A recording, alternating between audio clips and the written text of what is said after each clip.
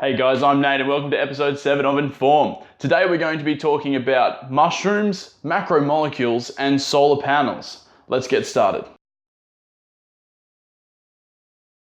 The treatment of many viruses is quite difficult, with variances occurring within the virus between people, as well as mutations that can occur during replication. The treatment of viruses has potentially just been made easier thanks to work done by IBM, as well as the Institute of Bioengineering and Nanotechnology in Singapore. There, they have designed a type of macromolecule which assists the body's natural defenses against viruses. This technique is a little bit different to other treatments. Instead of going for particular individual viruses, the aim of the macromolecule is to go for all viruses, so more of a broader approach. The way it does this is kind of interesting. It attracts viruses to itself. It does this by making its exterior electrostatically charged.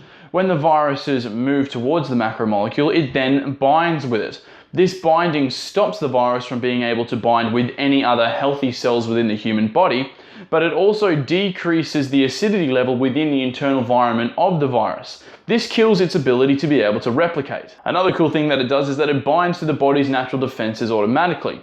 When it does this, the viruses are attracted to the macromolecule, and the body's immune systems that are bound to the macromolecule can then destroy the viruses more effectively. So far, the macromolecule has worked on influenza, Ebola, and dengue.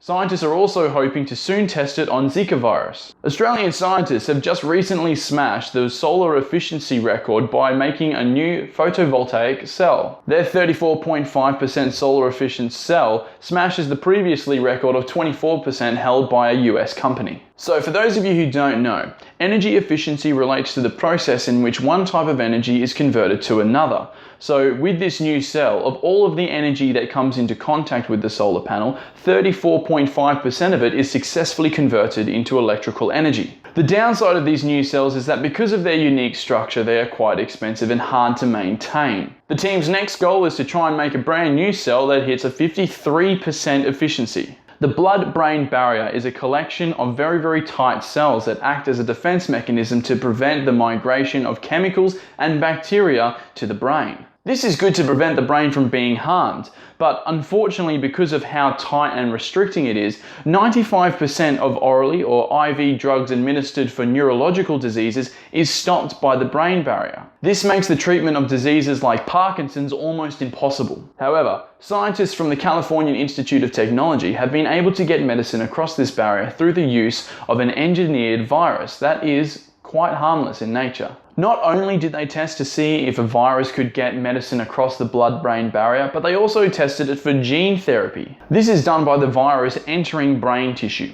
Once there, it can replace genes that may be missing or defective, and it can also replace entire cells. The scientists are excited to see how this new type of technology can be used to treat an array of neurological diseases in the future. And finally, a drug found within magic mushrooms has just been tested to see if it is a viable cause for the treatment of depression. Psilocybin is the active ingredient within magic mushrooms. It is this drug that was given to 12 patients who had been suffering from depression.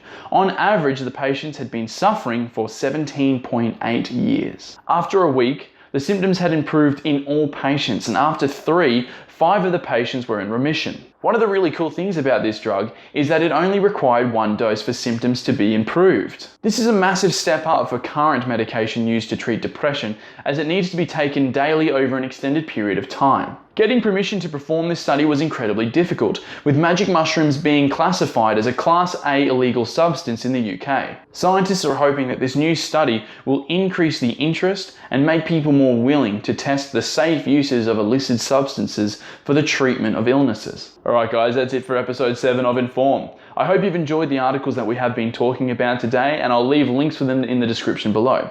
If you did enjoy this, please like and subscribe to my channel. If you have any questions, leave them in the comments section below. And as usual guys, thanks for watching.